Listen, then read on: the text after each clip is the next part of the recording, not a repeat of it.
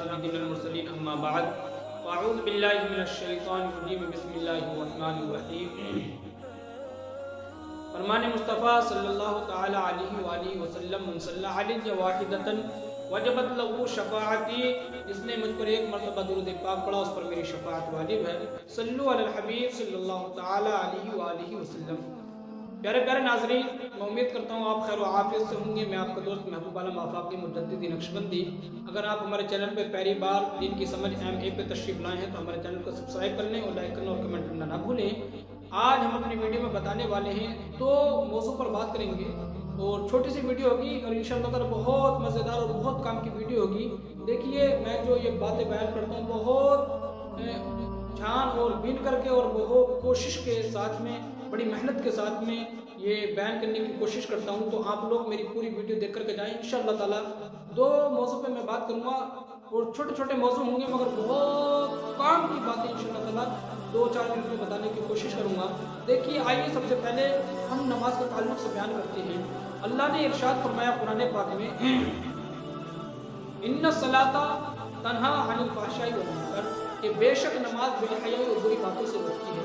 اور نماز کے تعلق سے قرآن پاک میں اللہ رب العزت نے 700 جگہ ارشاد فرمایا۔ کتنی جگہ؟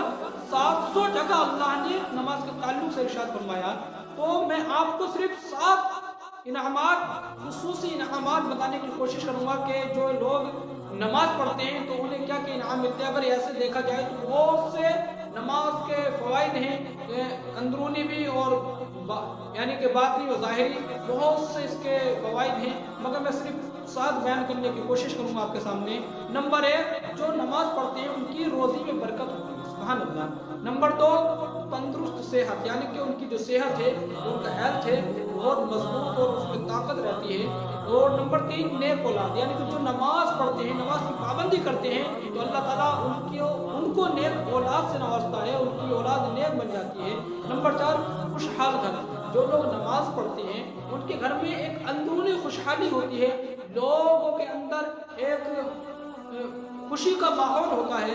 نمبر 5، دنیا میں عزت، یعنی کہ جو لوگ نماز پڑھتے ہیں اللہ تعالیٰ اسے عزت عطا کرتا ہے۔ اللہ نے فرمایا وَتُعِزُّ مَن تَشَاءُ وَتُذِلُّ مَن تَشَاءُ، کہ اللہ جسے چاہتا ہے اسے عزت دیتا ہے، جسے چاہتا ہے ذلت دیتا ہے۔ اگر اللہ رب العزت جسے عزت دینا چاہے اور دنیا اسے رسوا کرنا چاہے تو یہ ہو نہیں سکتا، کیونکہ اللہ نے اسے عزت دی ہے۔ اور اللہ جسے ذلت کی گڑھے میں ڈھکیلنا چاہے اور پوری دنیا سے عزت دینا چاہے تو یہ بھی نہیں ہو سکتا، کیونکہ اللہ نے اسے ذلت کا اس کے گلے میں توڑ ڈالا ہے۔ تو پیارے پیارے ناظرین، یہ اللہ رب العزت کے بس میں ہے۔ اللہ تعالیٰ جسے چاہتا ہے عزت دیتا ہے اور جسے چاہتا ہے ذلت دیتا ہے۔ اور نمبر 6، میدان حشر میں جام کوثر، جو لوگ نماز پڑھتے ہیں وہ حضور صلی اللہ علیہ وسلم کے ہاتھوں سے جام کوثر پئیں گے، اور حضور صلی اللہ علیہ وسلم نے اپنے ہاتھوں سے جام کوثر پلائیں گے، سبحان اللہ۔ نمبر 7، آخرت میں جنت، جو لوگ نماز کی پابندی کرتے ہیں اللہ تعالیٰ انہیں آخرت میں جنت عطا فرمائے گا۔ تو پیارے پیارے ناظرین، یہ تو ہم نے نماز کا تھوڑا سا تعارف کیا۔ اب آئیے ہم بیان کرتے ہیں عورت کے تعلق سے۔ اب یہاں سے آگے تو ضرور سنیں، انشاءاللہ تعالیٰ پورا آپ اگر سنیں گے تو پورا مزہ آئے گا آپ کو، اور بہت کامیاب چیزیں آپ کو سننے کے لیے باتیں ملیں گی۔ تو انشاءاللہ تعالیٰ میں امید کرتا ہوں کہ آپ لوگ پورا سن کر کے جائیں گے۔ آئیے اب ہم عورت کے تعلق سے بیان کرتے ہیں۔ اللہ تعالیٰ نے قرآن پاک میں عورت کے تعلق سے ارشاد فرمایا الرجال قوامون علی النساء، کہ مرد اپنی عورتوں کے حاکم بادشاہ ہیں۔ اور دوسری جگہ ارشاد فرمایا عاشروہن بالمعروف، کہ تم اپنی عورتوں کے ساتھ حسن سلوک سے پیش آؤ، ان کے ساتھ میں اچھا سلوک کرو۔ تو پیارے پیارے ناظرین، تو عورت کو اللہ رب العزت نے بہت بڑا مقام عطا کیا ہے۔ اگر عورت ایسی چیز ہے، اگر عورت اللہ رب العزت کی بارگاہ میں دعا کرے تو اللہ رب العزت اس کی دعا کو رد نہیں فرماتا بلکہ قبول کرتا ہے۔ اگر میں اس پر گفتگو کروں تو لمبی پڑ جائے گی، صرف میں چند باتیں آپ کے سامنے پیش کرنے کی کوشش کر رہا ہوں۔ آپ ویڈیو کو پورا دیکھ کر کے چاہو اور انشاءاللہ تعالیٰ پورا آپ لطف اٹھائیں۔ آئیے اللہ رب العزت کے تعلق سے ہم، یعنی کہ عورت، اللہ رب العزت نے عورت کو کیا تحفہ بخشا تو اس کے تعلق سے انشاءاللہ تعالیٰ ہم بیان کرتے ہیں۔ عورت خدا کا دیا ہوا ایک نایاب تحفہ ہے، بہترین انمول تحفہ ہے۔ عورت کو اللہ نے ایک بہترین تحفہ بنایا۔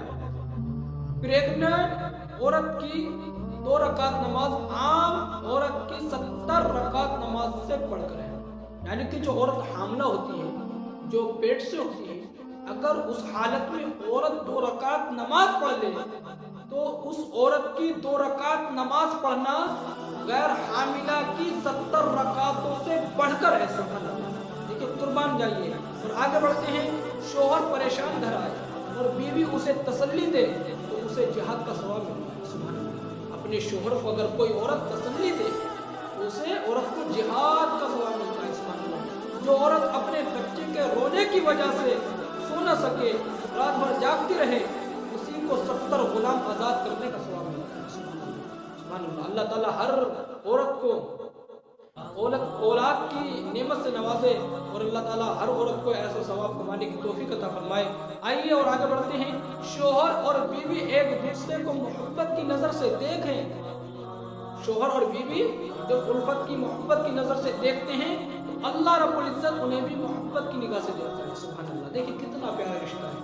اگر شوہر بیوی ایک دوسرے کو پیار محبت سے پیار بھری نگاہوں سے دیکھتے ہیں تو اللہ رب العزت انہیں محبت سے دیکھتا ہے. سبحان اللہ. جو عورت اپنے شوہر کو اللہ کی راہ میں بھیجے وہ جنت میں اپنے شوہر سے 500 سال پہلے داخل ہوگی. اگر کوئی عورت اپنے شوہر کو دین کے راستے میں بھیج دے, اچھے کام کے لیے بھیج دے, دین کی خدمت کرنے کے لیے بھیج دے تو وہ عورت اپنے شوہر سے 500 سال پہلے جنت میں جائے گی. کہ انعام اللہ رب العزت نے عورت کے لیے بخشا ہے. پیارے بہن ناظرین اور آگے بڑھیں.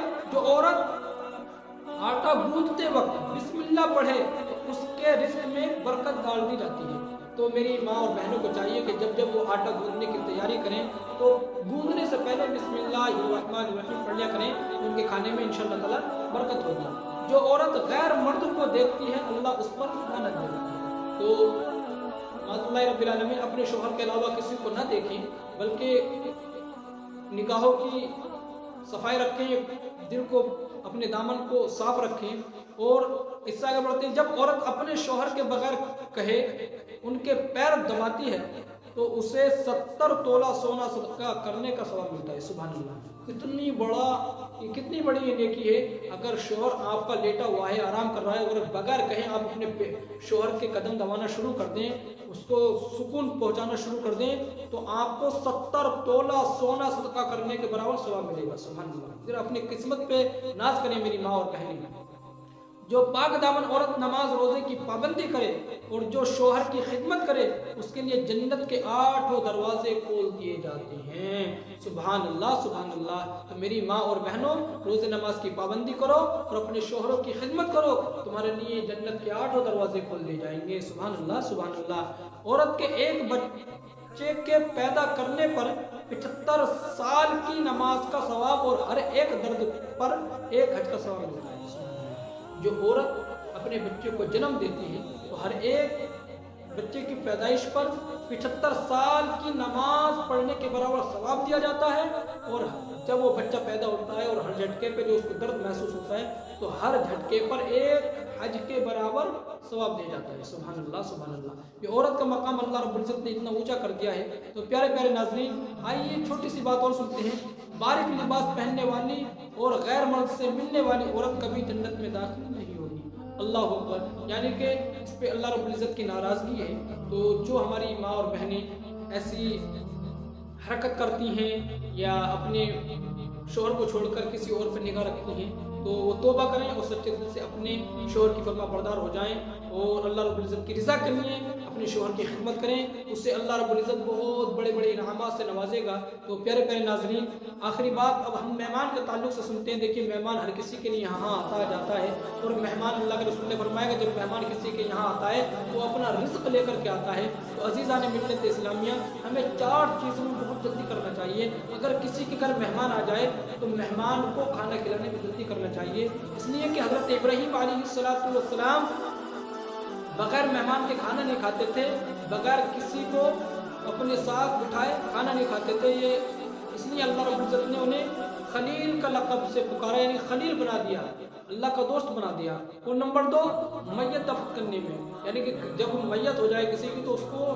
دفنانے میں جلدی کرنا چاہیے. نمبر 3 بالغ لڑکیوں کا نکاح کرانے میں, یعنی کہ اگر کسی کے یہاں پر لڑکیاں جوان ہو جائیں بالغ ہو جائیں تو ان کا نکاح بہت جلد کرنا چاہیے, ان کو اپنے گھر پر نہیں بٹھانا چاہیے. اس لیے کہ اگر کوئی گناہ ہو جاتا ہے معاذ اللہ رب العالمین اس کا گناہ اس کے ماں باپ پر होता है उसका गुनाह उसके माँ बाप के सर पर होता है। तो इसलिए अगर अल्लाह ने आपको दौलत से नवाजा है अपनी हैसियत के मुताबिक उस बेटी का अच्छे घर में रिश्ता करने की कोशिश करें। अगर चौथी बात है, अगर आप किसी से कर्ज ले लें तो कर्ज अदा करने में जल्दी करना चाहिए, और पांचवी बात गुनाहों से तौबा करने में जल्दी करना चाहिए। तो प्यारे प्यारे नाज़रीन, अगर किसी से गुनाह हो जाता है, देखिए इंसान की फितरत होती है गुनाह करना, गुनाह मुझसे भी हो जाते हैं, आपसे भी हो जाते होंगे।